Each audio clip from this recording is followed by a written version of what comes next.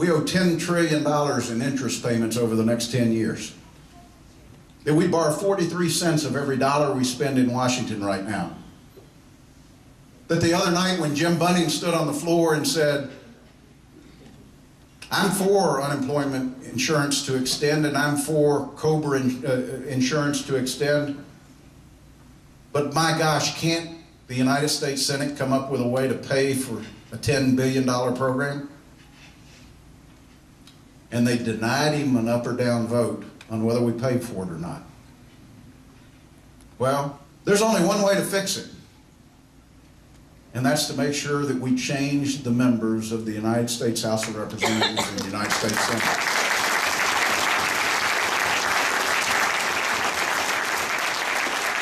I'm here for one real important reason tonight, to look every one of you in the eye and tell you thank you. To tell you I'm running for re-election and I need your help. I need your vote. I need your support. I'm the top of the ticket in North Carolina, but I don't want this to be a lonely victory. I want to make sure that Anne Marie Calabria is re-elected, that Barbara Jackson is elected to the North Carolina Supreme Court, that Rick Elmore is elected to the Court of Appeals. And you know what? We've already got one in the bag right now, because Sanford Steelman, who's running for re-election to the Court of Appeals, is running unopposed. He has won already. But we're going to need your help on these judges. I'm going to carry them around everywhere I go from now until the November election. And when we come into a county, we're going to take county commissioners, North Carolina House candidates, North Carolina Senate candidates, and we're going to incorporate them into everything that we're doing. What am I saying? This has to be a team effort. You know, truthfully, until Wake Forest played in the Orange Bowl, I was never introduced as a former Wake Forest football player. It's amazing how bowl appearances change everybody's history. But the truth is, we're a team. We can do this individually and we won't be near as successful. Or we can come together as one body and run a campaign that can effectively go out and change the future. You know, I'm doing this for a selfish reason too, I'll be honest with you. As Gary said, I've got a 24 and 25-year-old. I believe the greatest inheritance they can get from me is an opportunity to be successful. It's not about a transfer of wealth. It's a transfer of freedom and liberty. Transfer to grow up in a country and succeed.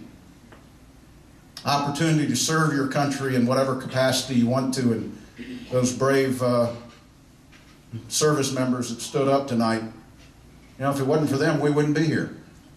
Never forget that.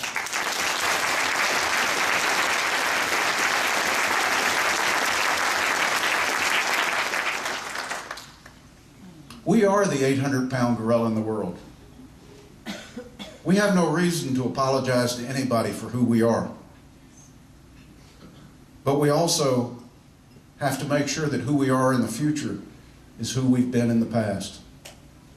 You know, Barack Obama, as a candidate, said he wanted to change the fabric of America. Well, we've learned in 15 short months that what he really meant was he wanted to tear the fabric of America apart. It's not what America's in this for. And I'll be honest, this guy's a friend of mine. He really is. I defended him the first 90 days of this administration because I truly believed it wasn't him. It was Nancy Pelosi, it was Rahm Emanuel, it was David Axelrod, it's Harry Reid. The truth is, I found out it's all of them.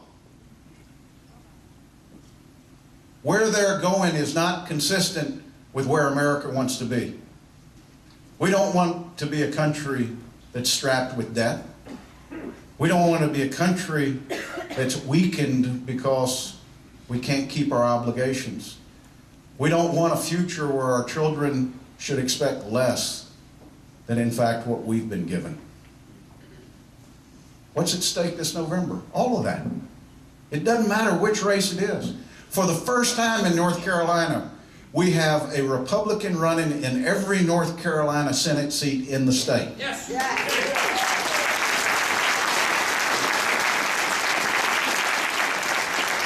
Out of 120 House seats in North Carolina, there's at least one Republican running in 110 of those 120 seats. This is not one of those elections where any county can sort of take a pass and say, well, we really don't have competitive races. If anything, all of a sudden the Republican Party has become a party where we've got a primary in every office, something we've never been used to. And I'm here to tell you today, work extremely hard for your dog that's in the fight. And after the primary, come together again and support whoever wins and forget about the losses.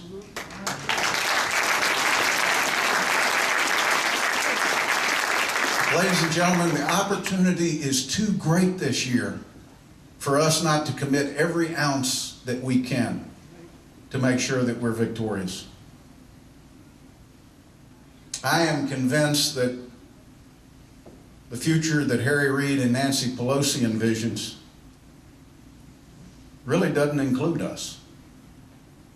It includes government, but not the people. You know, it was Ronald Reagan years ago that said he never could understand what was so great about the U.S. Constitution. Every country had one. He said, it wasn't until I read theirs that I understood what was so powerful about ours. Theirs starts, we the government. Ours starts, we the people. That should be enough to clue them in to the fact that you can't ignore the American people in the legislative process and believe that America will be content with the results. In August, when town meetings started and tea parties started emerging all over the country, and yes, in North Carolina we had our share, I looked at it and saw the cavalry coming. I looked and saw the American people waking up. Those events weren't about the Republican Party. There were as many Democrats and independents as there were Republicans. When a mother of a 10-year-old can stand toe-to-toe to Arlen Specter and debate him on the Constitution, something has happened that's big.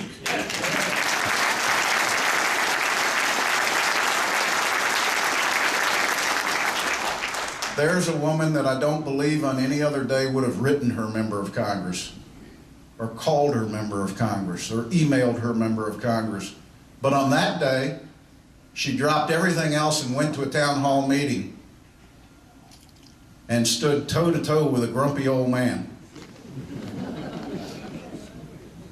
By the way, I'm the chief deputy whip in the United States Senate. That means I have to count votes. That meant every time we got ready to have a vote, I had to hold Arlen Specter's hand to make sure he voted the right way. I can be critical because there's nobody happier that he switched parties than me.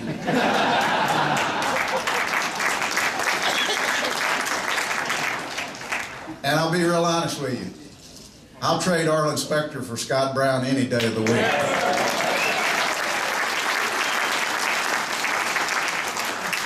But here's where we are. We've been given this great opportunity, all the way down to electing sheriffs. The only thing that stands in the way of us and that victory is how hard we're going to work.